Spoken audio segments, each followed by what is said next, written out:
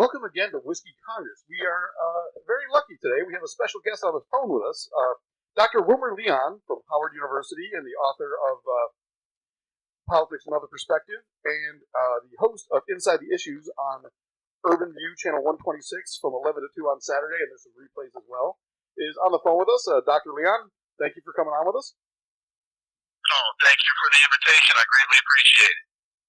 So, there's a bunch of stuff we want to talk to you about. I did want to tell a quick story, Steve.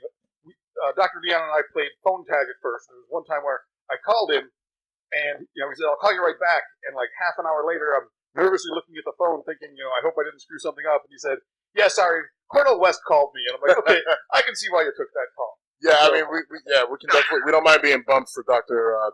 Cornel West. We'll take that every time. So, Dr. Leon, he's a very dear friend.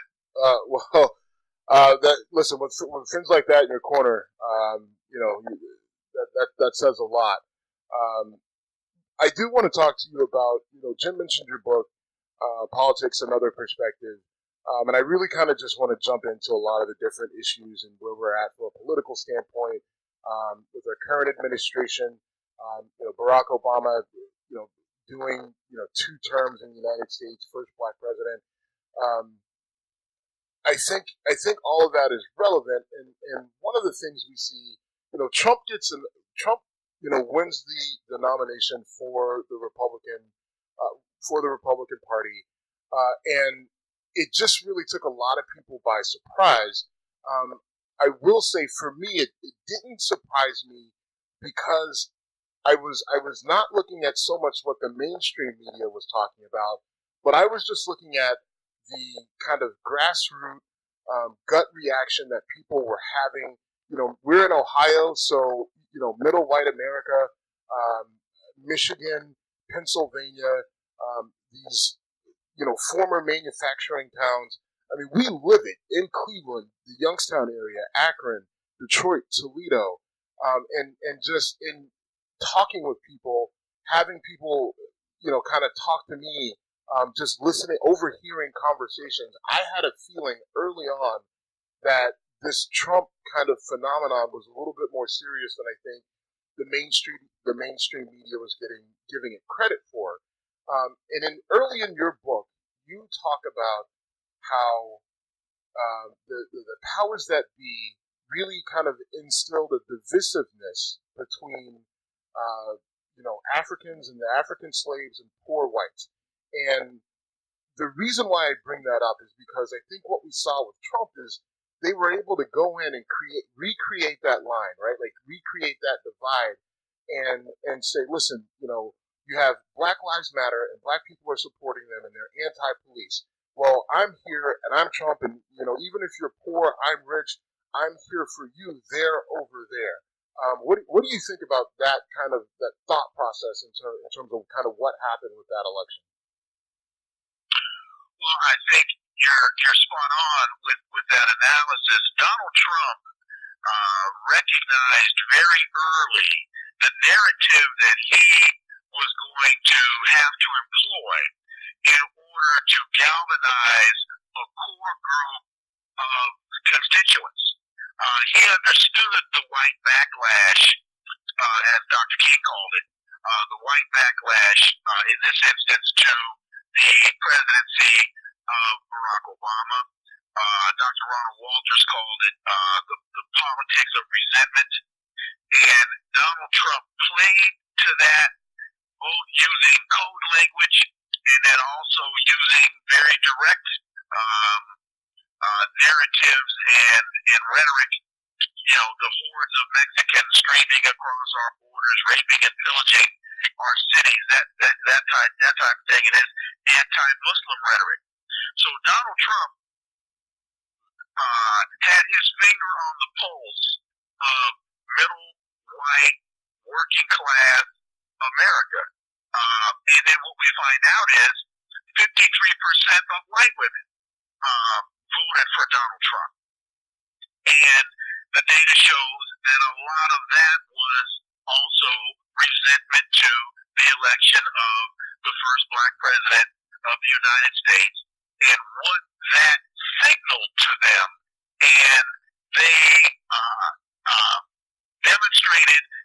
existence through their vote. Right. I completely agreed. I think even beyond that, though, I think the ability of white middle class Americans and even upper middle class white Americans to feel like victims or to be told they were victims, most especially by the right wing radio media, but also by Fox News and other right wing media. I mean, I can't tell you how many times I'd be sitting in someone's, $250,000, $300,000 house, which in Cleveland means a lot. Not so much on the East Coast, but in Cleveland, that's a mansion. And, these people be talking about how terrible it is, how unfair it is. I'm thinking to myself, I'm sorry, did your boat run out of gas that's docked behind your $300,000 house? Are you kidding me? But these people they were made to feel like victims through mostly smoke and mirrors, for lack of a better way of saying it. And you're absolutely right. Because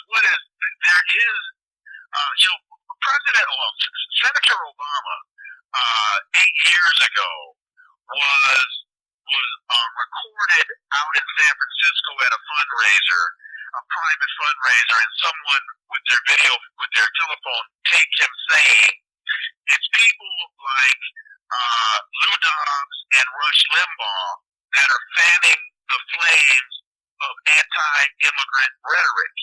And I think he went on to say, and I'm paraphrasing, that people in the Midwest are turning to their xenophobia and turning to their guns and their religion. And he got castigated for saying that. But he was absolutely right then, and the election of Donald Trump can be attributable partially to that very same sentiment.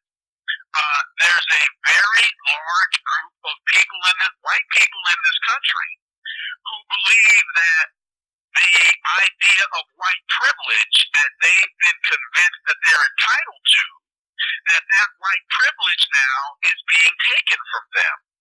And what they don't understand is that it's people like Donald Trump who are sending jobs overseas and are not reinvesting the resources from their corporations back into jobs in this country that are actually taking the jobs from them. Hence the Thomas Frank's book, What's the Matter with Kansas? Right. And so they've been, as Malcolm would say, hoodwinked, bamboozled, and led astray. Flim flam. Right. I can chime in with my. And what's interesting is even with, you talk about the job situation, and I agree wholeheartedly with you on that. But even just looking at healthcare, right? Everyone is so anti-Obama, and everyone was so anti-Obamacare, and Obamacare is the worst thing to happen to healthcare since, the Black Plague. Right. Right. I mean, it's so terrible. It's all we hear. It's all we hear from Republicans. We've heard it for the last 7 years, how bad Obamacare is, and the American Health and the American Care Act, and everything about it. And yet, Republicans in the GOP get into power across the board, from the White House to Congress to Senate to governors, and they have zero plan coming in on what to do about it. You figure if something is this bad that they would have some sort of a plan on how to repeal and replace, as we heard over and over and over again, and we're still hearing, but now it's just repeal and worry about replacing later. So, they talk about how bad this is, yet everything we're seeing, if they repeal and replace with what they've come up with now, who does it hurt the most? It impacts their constituents. It impacts the people in Kentucky, in Southern Ohio, in Michigan, in Detroit, who rely on Medicaid, who rely on the ability to see doctors and pay lower premiums. There are people who are paying higher premiums, but it balances out. And what amazes me is how you can show this to people on paper, you can show it to them in charts and graphs, but at the end of the day, the system now has the name tied to it, Obamacare, and because of that, that's why people are revolting against it, in my opinion. Well, I think your opinion is validated by surveys that were done that have been conducted over the last few years, that when you show people the elements of the Affordable Care Act, they like the elements of the Affordable Care Act, but as soon as you put the word Obama in front of it, then all of a sudden for them it becomes a negative thing. But I think there's something else to this that has to be appreciated, and that is, I think language is very, very important. And President Obama ran on health care reform, but the Affordable Care Act wasn't really health care reform, it's health insurance reform. Right. And so people are, I think, are confused, and they don't even really understand why they're confused, because there's so much discussion about reforming health care, but all this really has to do with is being sure that the insurance companies, the middleman in this deal, continues to make the record profit that they've been making up to this point. And let me say one other thing really quickly. One mistake that I think that President Obama made while he was championing the Affordable Care Act, he didn't go to Kentucky. He didn't go to South Carolina. He didn't go to Mississippi. He should have gone and held a press conference in Mitch McConnell's driveway and said to the people of Kentucky, look, I know you don't like me, and that's fine, but I'm the President of the United States, and I represent everyone. And this is what I am trying to get accomplished for you in Kentucky, because you happen to be some of the poorest people in the country. And if your Senator, Mitch McConnell, has a better plan, then ask him tomorrow to give you the details of that plan. But I doubt for you that he can, because he doesn't have anything. He should have gone to South Carolina and done the same thing in Lindsey Graham's driveway. He should have gone all over the South and challenged those guys. But they didn't do that. Yeah. True. What always gets lost in the mix is the closest thing to Obamacare that ever got implemented was on the state level of Massachusetts by Mitt Romney. Right. And it was dubbed as a roaring success when he did it. And it's, it's very, for me, I look at a lot of things from a legal standpoint. Wait a minute. Let me quickly inject a point there. It did not only did it come from Mitt Romney, it came from the Heritage Foundation. The details of the Affordable Care Act were taken from the initial plan that was developed by the Heritage Foundation. And there is no other think tank in this country more conservative than the Heritage Foundation. Right. Yep. I mean, it's amazing, and what's frustrating is you're aware of this. Some of the other voices that we hear on Urban View, Karen Hunter and Joe Madison, are aware of kind of the shell game that's going on right now. And what's frustrating is that people just don't want to listen. The citizens, the people that we're relying on to vote, to be a part of our democracy, are not educating themselves.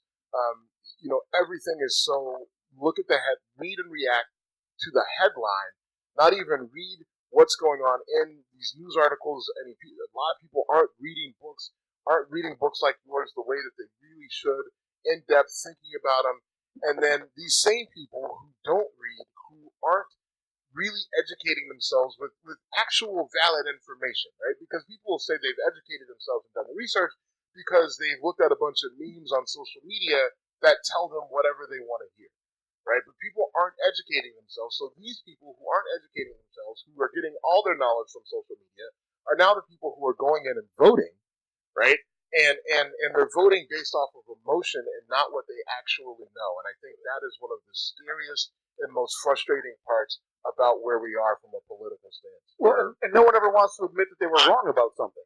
Oh, So right. someone will dig in and say, Obamacare has death panels, and you point out to them, no, it doesn't. And I don't even know what a death panel is. And if it came out of Sarah Palin's mouth, it's probably not something you should take at face value. And yet, that death panels line got used this year. Right. I mean, They were that's the most using ridiculous thing ever. Right, they were Death using it panels. as early as January, or January, February. They were talking about the town halls, right, at the town halls, and because of the death spiral that the insurance companies were in, because now insurance companies are somehow magically not making money anymore, and it's a very frustrating time. So I guess our question to you is, how do we really start to fight to get things back on track? Well, through programs such as this, first of all, we have to. Absolutely, we have to. Well, hey, you guys are smart enough to have me on your show. There we go. No, but seriously, we can't be dismayed. We cannot get weak when strength is necessary.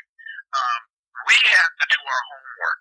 We have to articulate the data as clearly as we can.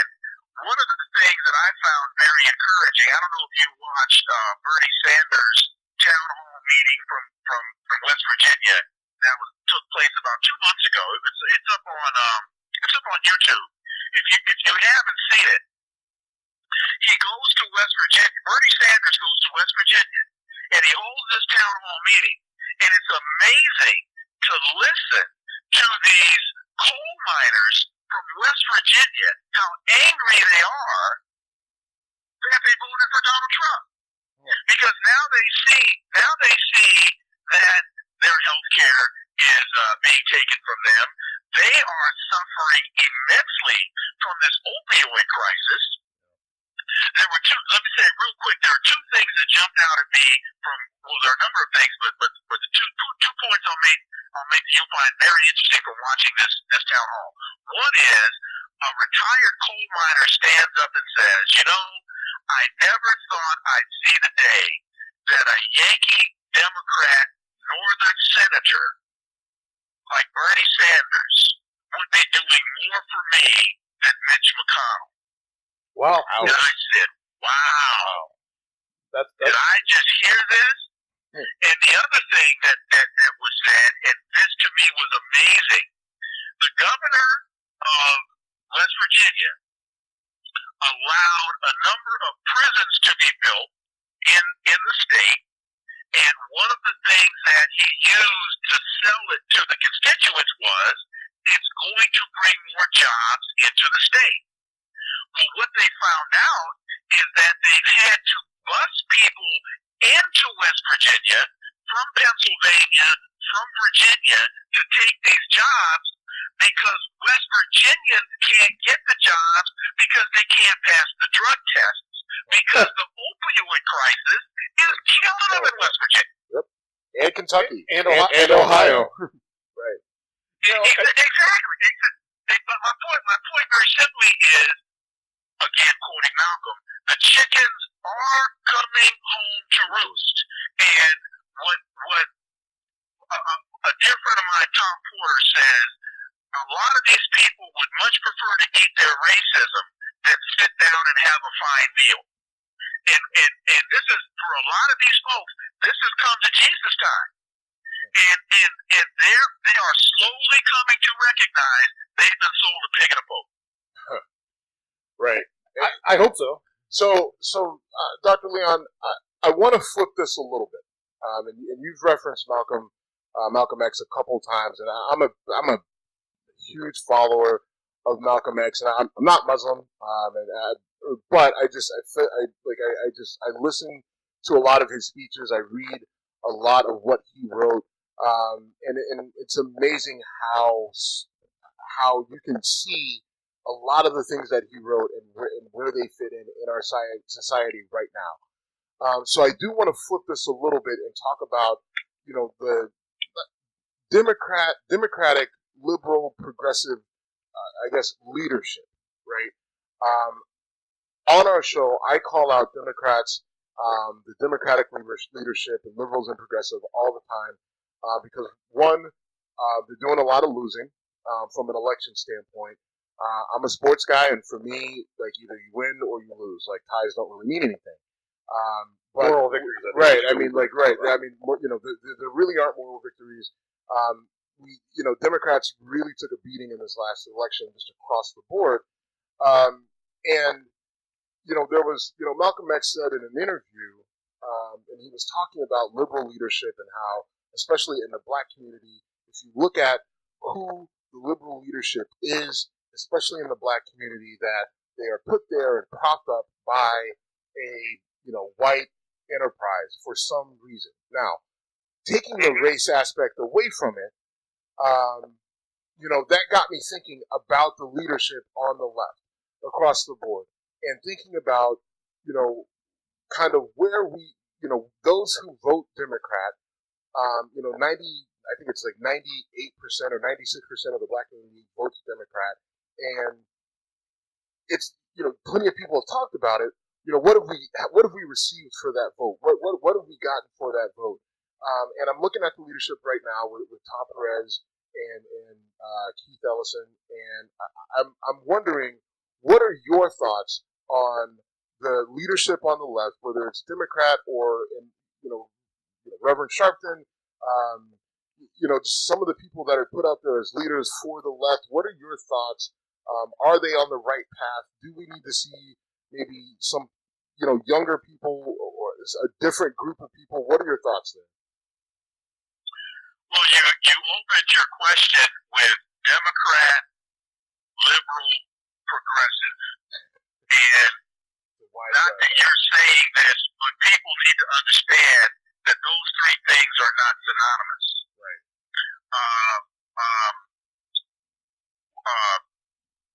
The Democratic minority leader, what's her name? Pelosi. From California. Nancy Pelosi. Pelosi is Democrat. She's not progressive. Right. Dianne Feinstein is Democrat. She's not progressive. The Democratic leadership, and I'll make some generalizations here. I know there are some exceptions to this, but to make the point, they are struggling to stay as center right as they possibly can. They don't understand that Bernie Sanders tapped into and has motivated the beginnings of a progressive movement in this country. And they are, too many in Democratic leadership are running as far away from that as they possibly can. And you mentioned Tom Perez. Well, look at what they did to Keith Ellison. The best move that I believe the Democrats could have made was to allow the election of Keith Ellison to be head of the DNC, but they did to Keith Ellison the same thing they did to Bernie Sanders. Correct. Right. And because they could, and President Obama was at the center of being sure that Keith Ellison did not get that position. I did not know that. What we really, I'm sorry? I did not know that. I'm not disagreeing with you. I'm saying I didn't know. No, I understand. That's what my sources tell me. Is that President Obama was the one that recruited Perez to run against Keith Ellison, and that the whole thing about being fearful of having a Muslim as being the head of the DNC, that came from the Obama, not necessarily him personally, but it came from his side of the DNC, of the Democratic Party. And that because remember, Keith Ellison was leading the race. Yeah, he was. And then all of a sudden, Tom Perez comes out of the darkness and basically steals the whole thing. Right. So we need to be concerned when Hillary Clinton comes on television giving a speech and says, "I'm now part of the resistance." Right. is part of the resistance. The war is over. I mean, she could not be more mainstream and more corporate if she tried. I was She actually. couldn't be more.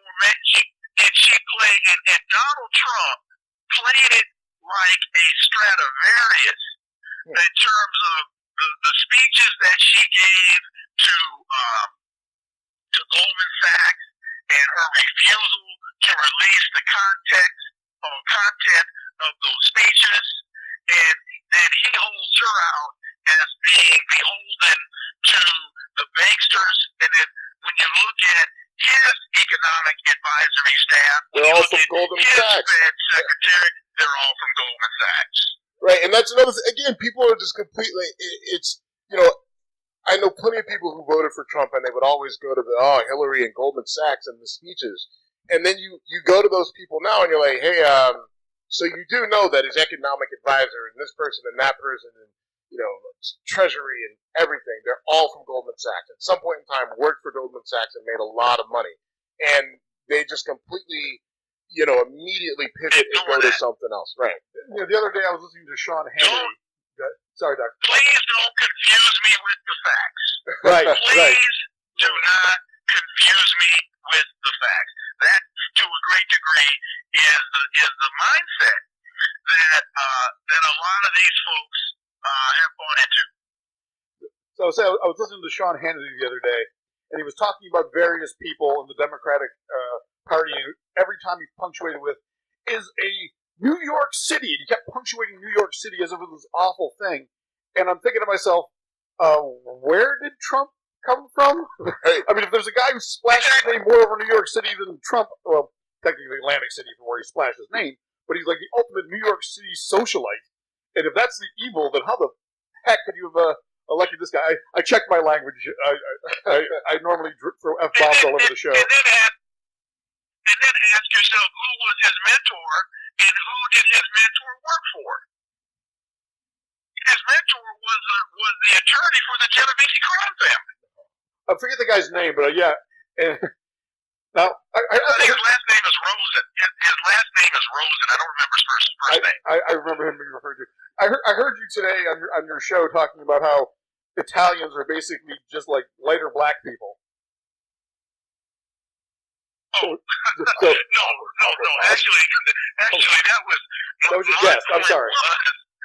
That was your guess. I'm sorry. My point was that Italians are darker than most other Europeans. Okay. I'm sorry. I it was Dr. Chantella Sherman who kept saying, no, they're all just African. And her point was that the oldest human remains were found. It comes from I'm drawing a blank on the name that they've given the woman. But anyway, that all human remains, that the oldest human remains have been found in continent of Africa. Sorry for the awkward transition. I was trying to make a funny segue, and I am known for blowing those, which is ironic considering stand-up comedy is one of my hobbies, and yet I fumbled that one.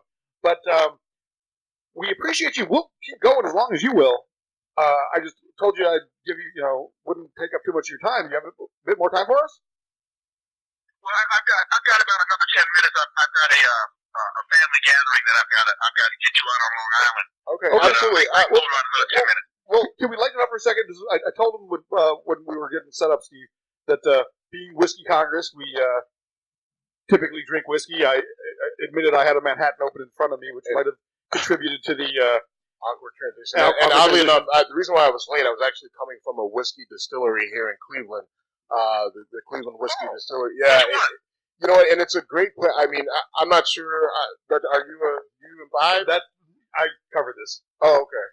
So, I'm a Basil Hayden on the bourbon side. I'm a Basil Hayden fan. Okay. Alrighty. All right. Solid bourbon, absolutely. I'm a real big Basil Hayden fan. Well, one thing I will tell you about Cleveland whiskey is that I won't give you too many secrets, but since you're a Basil Hayden fan, you may want to figure out a way to try some Cleveland whiskey based off of kind of how they put Cleveland whiskey together, if you kind of get what I'm saying. And I spend a lot of time actually. Yeah, I spend a lot of time in the Maryland D.C. area, and I'm not sure if you're in New York or D.C., but maybe next time. No, I'm in Maryland, but this weekend I'm in New York, but I live in Maryland. Oh, okay. Yeah, I spend a lot of time in Baltimore. I work in affordable housing redevelopment. We're working with the RAD program and redeveloping some of the housing authorities' properties there. So I work there a lot, and I fly back and forth from Cleveland. But maybe when I'm there, I can reach out to you and get you a bottle of some whiskey from the Midwest. Oh man, would love to. Have you tried Stranahan's from Yes, Colorado? from Colorado, and it is. Let me tell you, I'm a huge fan of it. Not only like their regular yellow label, which has got a different type of spice and sweetness to it, but their black label from Stranahan's is I think is remarkable. Oh, I didn't know there was a black label. Yeah, I'll have to look that up because I just had the yellow. Yeah, they have a black label. It's a little pricier, but I tell you what, there's something about it that it is very smooth. I mean, it's got a high ABV, but it doesn't bite you. I think it's at 95, 97%. Now, you drink it, you stand up, all of a sudden you realize that you had a strong whiskey, but you don't realize it because of the bite. It's a very smooth flavor, and I think Stranahan's Distillery is doing a fantastic job. Now, the one thing I will say, though, is you better have something to get that. It comes with a metal shot glass on top of it. Yeah, right. Sometimes that thing gets stuck on there. I had to use a strap wrench to get it off, but I haven't had that problem. Hey, now have you tried either a yellow spot or green spot on the Irish whiskey side? Yes, and again, I'm a big fan. I'm a huge whiskey guy, Doc, and so my father and I, especially my father, he's probably more so than I am. But he keeps me abreast of everything, and then I go out and try it. I have a pretty good relationship with people here, and again, both the green and the yellow dot. I mean, they're very good. Yeah, they are excellent. Well, let's get. We can talk bourbon and scotch all afternoon. Absolutely. Let's try to do it over bourbon and scotch in DC. Because I do have. I got a family event. I got to Right. So, well, yeah, we'll go ahead and wrap it up. I mean, we really appreciate the time, the insight. Again, I think your book really should be mandatory reading. For college students, black, white, or whatever. Hopefully we can have you on again. Maybe talk a little bit more about. Anytime. Okay, yeah, and absolutely. We'll talk about kind of like where we're at, and with from a political standpoint. I mean, there's plenty to talk about all the time. So thank you for joining us, and enjoy your family function. Thank you, Dr. Leon. Greatly appreciate it. Thank you. And what I'll do, I've got a couple of op-eds that have just come out. The most recent one is called "America and the Tale of Two Realities," and it has to do with these jury verdicts that have been coming out and some analysis of how it is that these juries can't convict these cops of murder. I'll send you the links to a couple of my latest op-eds. Anytime you guys want me back on the show, just give me a call. Absolutely. Will do. Thank you. Appreciate it. Okay. All right, fellas. Take care. Have a good day. Take care.